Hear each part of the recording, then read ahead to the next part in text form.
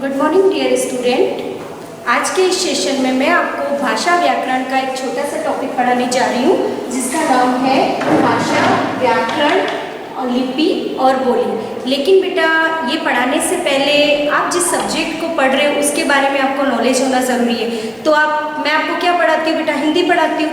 अब हमेशा पूछते हैं कि हिंदी हमारी मातृभाषा है, लेकिन ये हिंदी शब्द आया कहाँ से बेटा? कहाँ से आया हिंदी शब्द? तो हमारी प्राचीन नदी थी बेटा। कौन सी नदी थी? सिंधु नदी। हमारी प्राचीन नदी थी सिंधु नदी, और सिंधु नदी के आसपास ईरान के लोग बसते थे। कौन से लोग बसते थे बेटा? ईरान के। और ईरान के लोग स को थ बोलते थे, त थ को त बोलते थे, प फ को प बोलते थे। तो उसी तरह सिंधु से क्या बना बेटा? हिंदू बना। क्या बना? हिंदू बना। और हिंदू से हिंदू धन ई मिलकर उसका रूप हुआ हिंदवी। क्या बना? हिंदवी।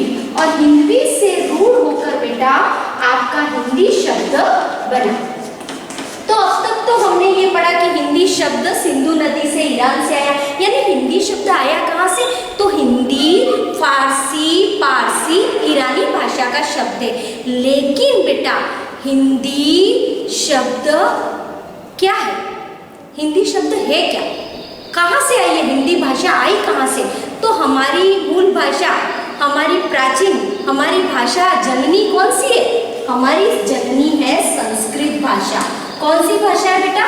संस्कृत भाषा। कौन सी भाषा है? संस्कृत। और संस्कृत से आई बेटा पाली भाषा। अब आप कहोगे कि मैडम पाली तो जिला है, लेकिन देखो बेटा जिला पाली, जिला बड़ा होता है तो वहां पर ली बड़ी आ गई, लेकिन ली छोटी है, यानी ये क्या है? भाषा। पाली से आई बेटा प्राकृत भाषा। प्राकृत भाषा आई, और प्राकृत से आई आपकी अपभ्रंश, और अपभ्रंश का बिगड़ा हुआ रूप शोरसेनी, और शोरसेनी से आपकी आ गई बेटा हिंदी भाषा। तो हिंदी भाषा आई संस्कृत से, संस्कृत से पाली, पाली से प्राकृत, प्राकृत से अपभ्रंश, और अपभ्रंश से शोरसेनी। तो ये तो बेटा हो गई हिंदी शब्द और हिंदी भाषा। अब हिंदी क्या है बेटा? भाषा। हिंदी क्या है? भाषा है। तो मैम पूछ रहे हो आपकी मैम भाषा किसे कहते हैं? भाषा आई कहाँ से? तो भाषा शब्द संस्कृत की भाष धातु से उत्पन्न हुआ है। कहाँ से उत्पन्न हुआ है? संस्कृत की भाष धातु से, जिसका अर्थ होता है बेटा प्रकट करना। क्या होता है जिसका अर्थ? प्रकट करना। मनुष्य एक सामाजिक प्राणी है।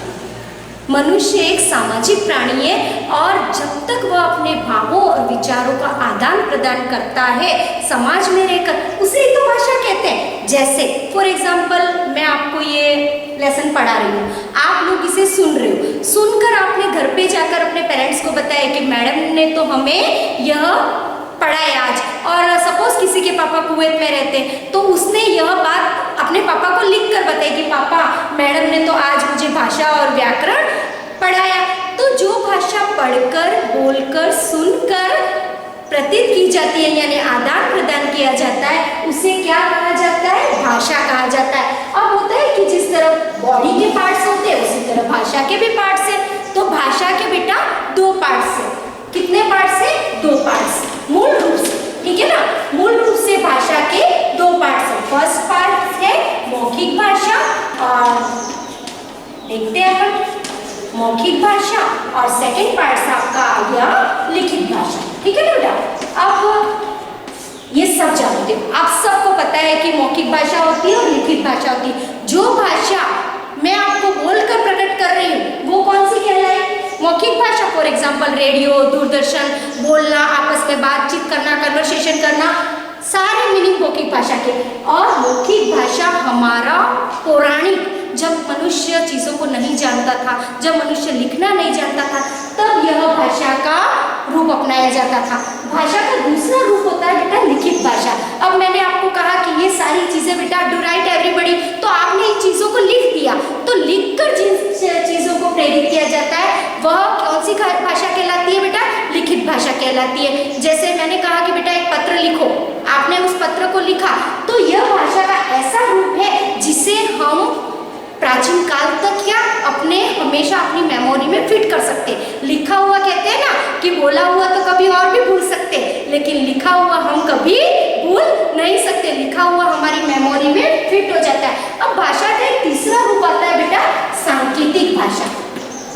भाषा का एक तीसरा रूप आता है सांकेतिक भाषा, लेकिन हमारी व्याकरण में उसे सम्मिलित नहीं किया गया। लेकिन भाषा का यह रूप जैसे, लेकिन ये सांकेतिक भाषा कहते किसे? चिन्हों द्वारा। जैसे मैंने कहा यानी भूख लग रही, मैंने कहा यानी चुप हो जाओ, मैंने कहा यस, गुस्से में आंखें लाल कर दी।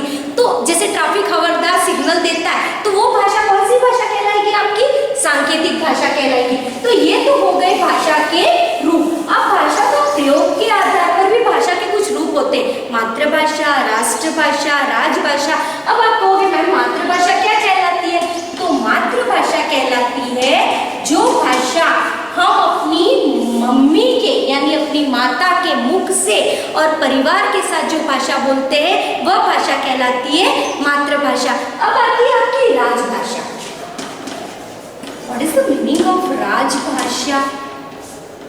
सरकारी कामकाज के लिए जिस भाषा का उपयोग किया जाता है वह भाषा कहलाती है राजभाषा। 14 सितंबर 1949 अनुच्छेद 343 में, अनुच्छेद 343 14 सितंबर 1949 को भारत में हिंदी को राजभाषा का दर्जा दिया गया। अब आपसे कभी कभी आप कुछ बुक्स में ऐसा लिखा हुआ रहता है कि हिंदी हमारी राष्ट्रभाषा। नहीं बेटा, अगर कोई भी आपसे पूछ ले तो कह देना कि अभी तक हिंदी को राष्ट्रभाषा का दर्जा नहीं दिया गया। हिंदी सिर्फ हमारी राजभाषा है, अभी तक उसे हमारी राष्ट्रभाषा नहीं माना गया है। अब आती है आपकी राष्ट्रभाषा। तो जो देश विदेश में बोली जाती है उसे राष्ट्रभाषा कहा जाता है। अब आती है आपकी बोली। एक दिन क्या हुआ, मैं अपने दादाजी के साथ पार्क में गई और मेरे दादाजी हिंदी बोलते बोलते अचानक दूसरी भाषा बोलने लग गए। मैंने दादाजी से पूछा कि दादाजी कौन सी भाषा बोल रहे हो? उन्होंने कहा बेटा ये हमारे डूंगरपुर बांसवाड़ा में क्षेत्र में बोली जाने वाली वागड़ी है, और यह भाषा नहीं बेटा बोली है, यानी सीमित क्षेत्र में जो बोली जाए वह बोली कहलाती है। जैसे भोजपुरी, कन्नड़ी, ये सब क्या कहलाएगी? बोली कहलाएगी। अब आता है आपका चिन्हों द्वारा जो भाषा उपयोग में लाई जाती है उसे कहते हैं लिपि। क्या कहलाती है? लिपि। अब हिंदी भाषा की लिपि कौन सी है? सबको पता है, लेकिन फिर भी मैं बता रही हूँ, हिंदी भाषा की लिपि होती है देवनागरी। अब जैसे उर्दू भाषा की लिपि कौन सी है? फारसी। हाथ कंगन को फारसी क्या और पढ़े लिखे को फारसी क्या? तो इस तरह हमारी अलग, जैसे आपका क्या नाम है, तो ये कौन सी लिपि में लिखा गया है? देवनागरी लिपि में लिखा गया। तो बेटा आज के इस पाठ में मैंने आपको भाषा, व्याकरण, लिपि और बोली के बारे में पढ़ाया है। आगे मैं आपको वर्ण विचार लेकर आऊंगी। Thanks for watching my